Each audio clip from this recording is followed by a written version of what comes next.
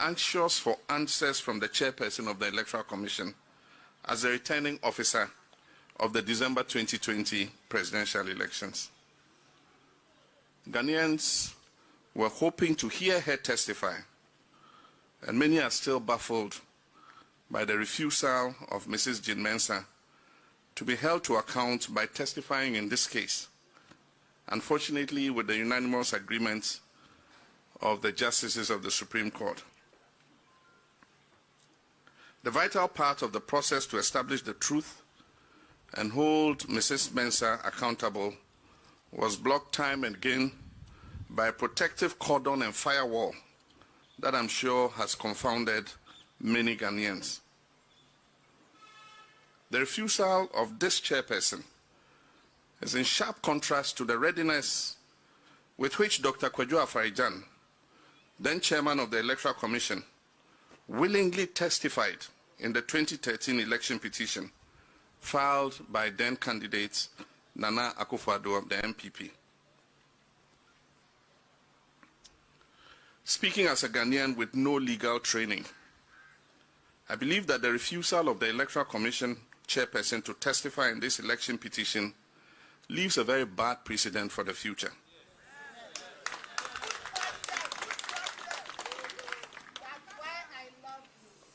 I disagree with the suggestions of our justices that an election petition is akin to any other civil litigation, and therefore an EC chairperson whose functions go to the heart of our democracy can, by a legal sleight of hand, avoid accounting for her stewardship in an appropriate forum such as the highest court of the land. Our legal team, led by Mr. Chachuchi Kata, put together our case in a clear manner.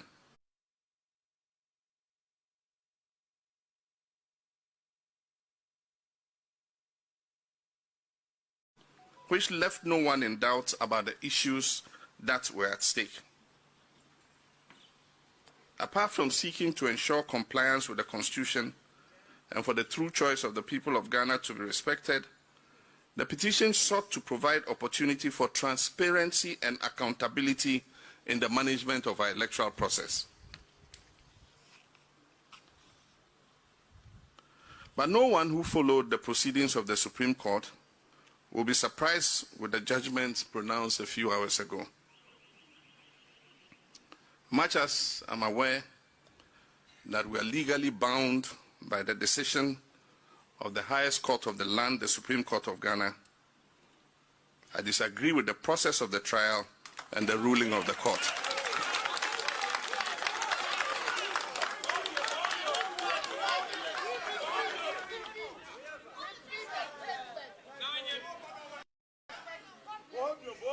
For the avoidance of that, I say, much as I'm aware that we are legally bound by the decisions of the Supreme Court, I disagree with the process of the trial and the ruling of the court.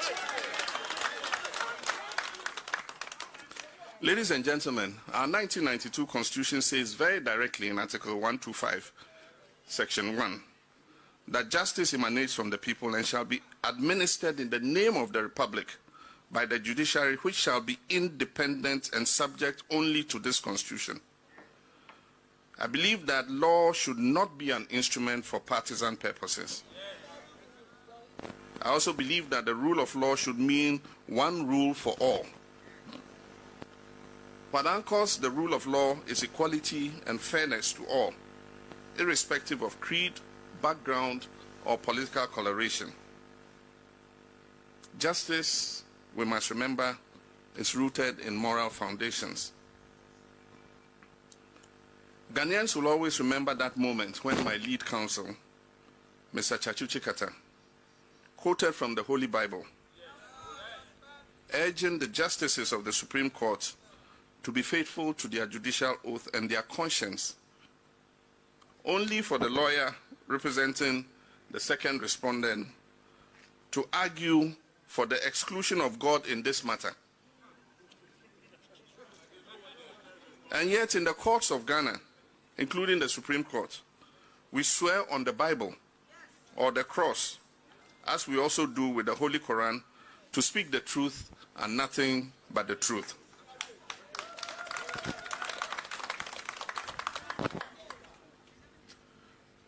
Ghanaians will also remember, and this will go into history, this 2021 election petition for that profound moment when the chairperson of the Electoral Commission opted to evade public scrutiny. Everything was done in this trial to prevent the Commission from accounting to the people in whose name they hold office. Requests for interrogatories were dismissed. A request for inspection of documents in the possession of the Commission was turned down. The request for admission of facts was ignored. And worse still, she was aided by her counsel and the court to avoid explaining to the good people of Ghana from her own testimony under oath in a properly constituted court of law the errors that she herself admits to have committed in the declaration of the 2020 presidential election results.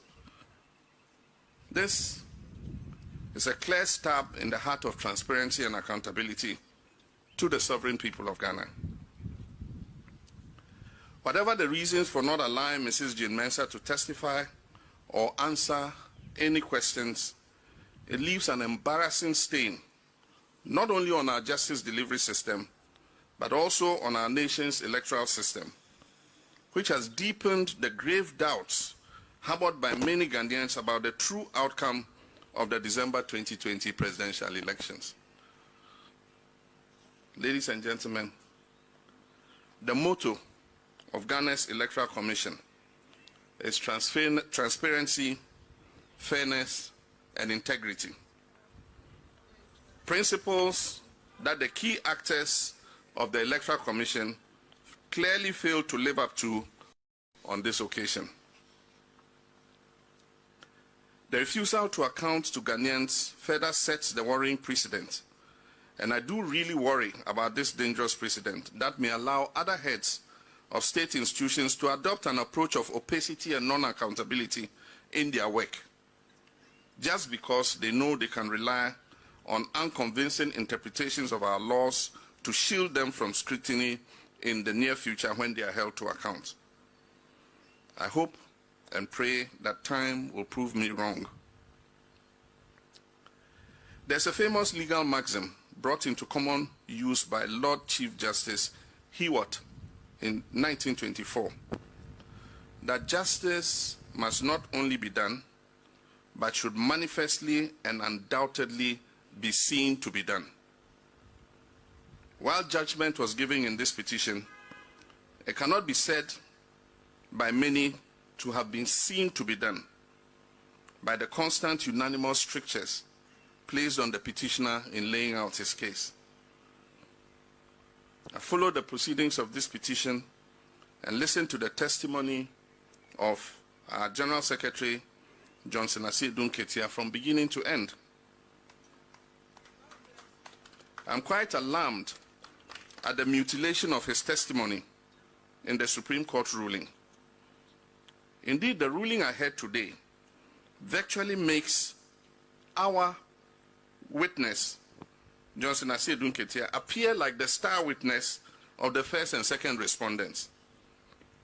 Many answers of his testimony in cross-examination were taken out of context to create the basis for the dismissal of our election petition. At the appropriate time, the legal team will come out with detailed comments on today's judgment. Ladies and gentlemen, this case will go into the Ghana Law Reports for the future, and academics and students of law alike will clearly find befuddling the internal contradictions in our jurisprudence. The Supreme Court has given its verdict, but the national debate on the dismal state of our democracy and the increasing weakness of our state institutions has only just begun. It is time we all come together to confront those who seek to destroy the very democratic system that brought them into office.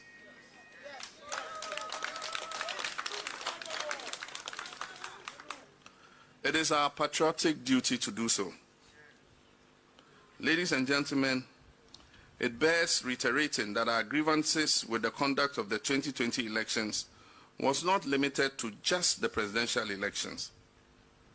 Doubts about the Commission's commitment to fairness and transparency have lingered much longer than the duration of this petition. The doubts have attended their every action, and rightly so, because of their posturing and sometimes duplicitous conduct. As I've alluded to in the past, the current leadership of the Commission was installed after the politically motivated removal of the previous Commission. Since then, every step they have taken has appeared to be calculated at ensuring the return of the appointing authority in power. Aside from the compilation of a new register in the midst of a pandemic, one that many civil society organizations, political and governance experts insist was more procurement-minded than needs-based, the time-tested process of consultation and dialogue among stakeholders through the Inter-Party Advisory Committee was supplanted by unilateralism. This has not boded well for harmonious relationship with stakeholders. Compared to the two previous leaderships of the Commission, what we have now does not meet even the minimum requirement of neutrality and non-partisanship. And these are two essential principles for consolidating our democracy. Today, the much-touted independence of our Electoral Commission exists only in name. This should give all Ghanaians cause for worry. Today, we still have, as a member of the Commission,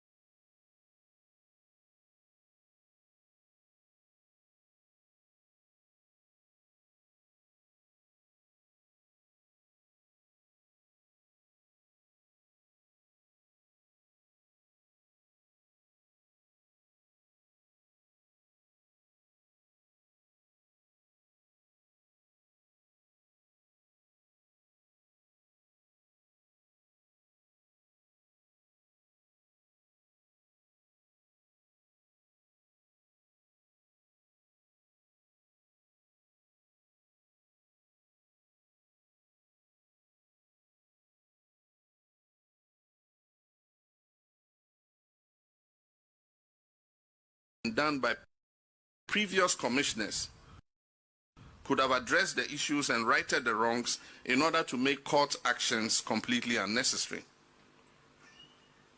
Therefore, it is not surprising that international election observers who attended on the last election identified collation and tallying of results as one of the challenges of our 2020 election. The posture and approach of this current Electoral Commission does not inspire confidence that is needed to preside over any transparent, free and fair election. Indeed, this Commission has absolutely no reason to continue to remain in office. This is because the Electoral Commission must remain a neutral arbiter and organizer of elections. The Electoral Commission must not have a vested interest in the dubious victory of one party over another. The loyalty of the Electoral Commission must be to the people of Ghana and the Constitution from which it derives its mandate, and not the president or party under whose tenure the leadership is appointed. Immediate reforms reflecting the long-standing image and reputation of our Electoral Commission as one of the finest and most credible on the continent, and indeed in the world, must be one of the focuses of public advocacy if future elections are to be devoid of needless tensions and anxiety. My brothers and sisters, we cannot forget the burning issue of the deliberate exclusion of the good people of Central Kofi, Akpafu, Likpe, and Lolobi Sao from the parliamentary elections of 2020. This constitutes perhaps the gravest injustice of the 2020 elections, perhaps even greater than the election petition. It can easily fit into the worst forms of electoral trickery ever witnessed in our nation's history. Despite the shenanigans employed by the conspirators in this issue, it is abundantly clear that the rights of the people of South to vote was intentionally violated as part of a move to ensure the predetermined election outcome of a particular parliamentary constituency. This represents unparalleled abuse of power by both the government and its handmaiden,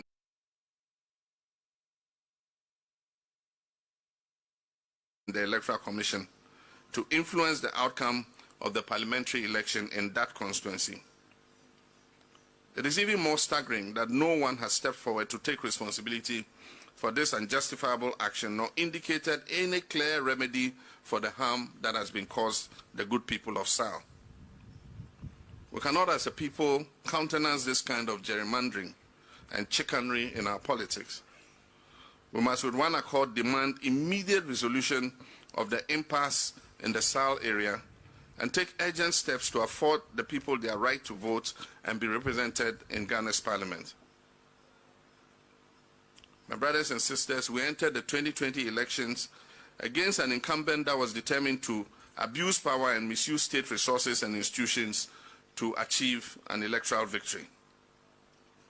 The run-up to the election and some of the process involved were characterized by intimidation and harassment from state security agents and others loyal to the current regime. Selective deployment of the military was used as a tool to instill fear in some of our citizens to dissuade them from taking part in the voter registration exercise and other processes of the elections. Others were falsely branded as foreigners and their citizenship called into question unjustly. An abhorrent nation-wrecking prejudice which has been directed especially against certain ethnic groups of this country and has continued till date and has only recently been visited crudely on our Auditor General, Daniel Yao Domelevo. In the last election, unprecedented levels of state funds and resources were doled out by the ruling party, and unprovoked deadly violence inflicted on our citizens in several circumstances. In the process, 8 of our compatriots were murdered in cold blood, and several others were maimed during the process of the elections. We have designated these compatriots whose blood was shed just because they sought to participate in what is purely a civil exercise as martyrs of democracy, to whom we shall dedicate an appropriate monument when the time comes.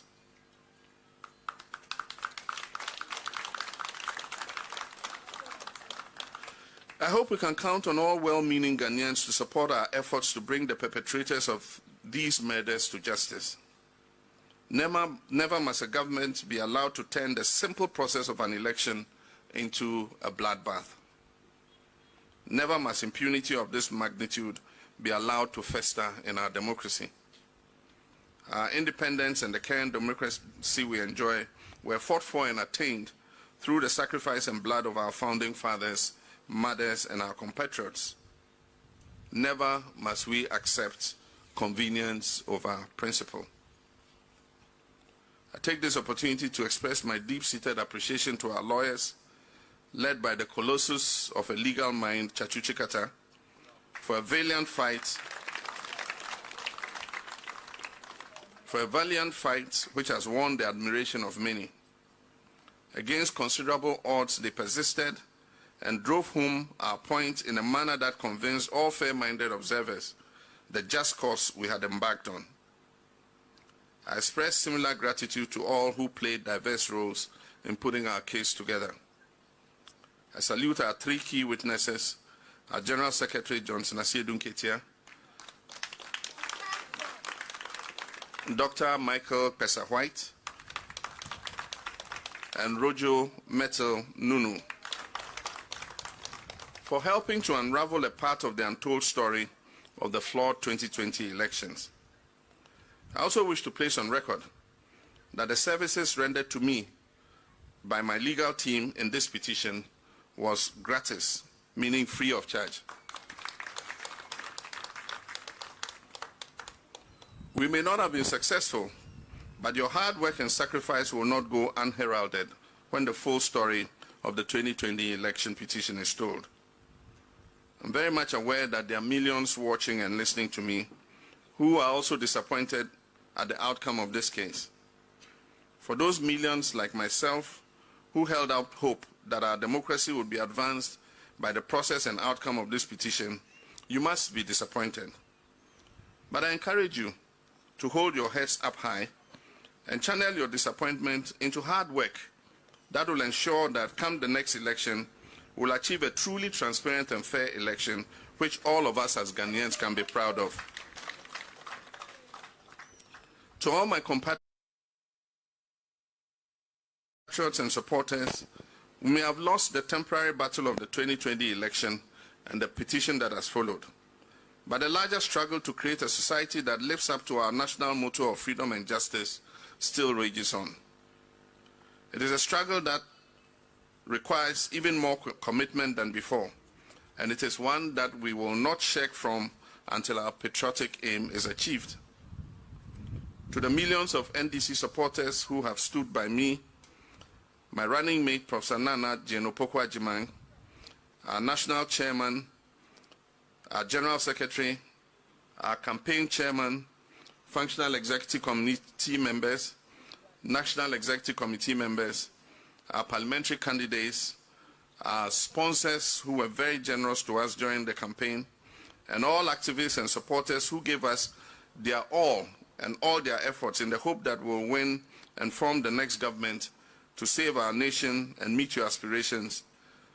I say to you, do not despair at this outcome. And I repeat, do not despair.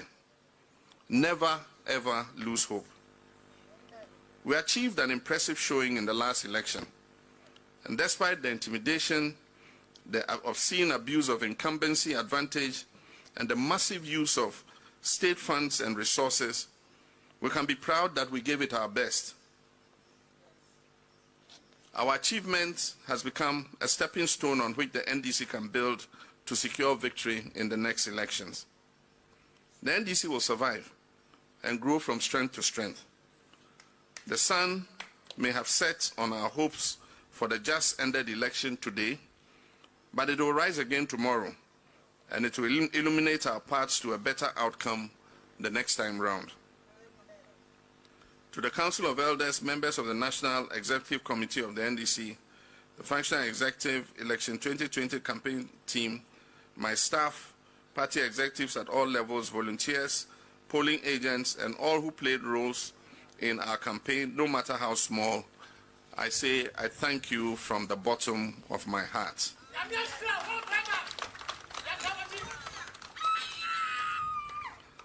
The NDC will always remain the party of the people. The party was established to empower the people of Ghana to be the architects of their own destiny. We blaze the trail for participatory democracy, and I'm confident that out of the ashes of this legal setback, we will mobilize and rekindle the struggle for a better democratic Ghana. We will be law-abiding, and we will do nothing to compromise the stability of this country. We will, however, continue to be the voice of the voiceless, and will not be distracted from our goal of demanding justice and fairness for the people of Ghana at all times. Neither will we surrender or fail to champion the rights of our people to enjoy the fundamental freedoms guaranteed under our Constitution. To the over 6 million Ghanaians who trusted their vote, I cannot thank you enough for this honor done me. I value your vote so much. It reflects the confidence you have in our ideology, in our ethos, and most importantly, in the 2020 People's Manifesto that we presented to this nation. Our party has proven to be the most viable path to a rapid socio-economic development of our nation. I can assure you that even though this was not the outcome we expected, I'm sure your votes will spur us on to victory in the future. I also wish to acknowledge and commend the courage and commitment of civil society organizations, religious groups, journalists, and individuals who dedicated their lives to speaking truth to power, irrespective of which individual or party sits at the Flagstaff House. While in office, my administration tolerated your views even when we disagreed with them. In similar vein, we encourage you to continue to hold all governments accountable as you have done in the past, for it is your right to do so. My brothers and sisters, I've had a relatively long and fulfilling journey in public life and service, during which I've had the privilege to serve in various capacities. I've had my ups and downs like all human beings, but I have at all times promoted unity and inclusion and not division wherever I've been. And I've always placed the interest and well-being of Ghana first. I'll continue to do the same even at this moment and beyond. My brothers and sisters, we have only one nation, Ghana, and we must work together to ensure the progress and growth of our dear nation.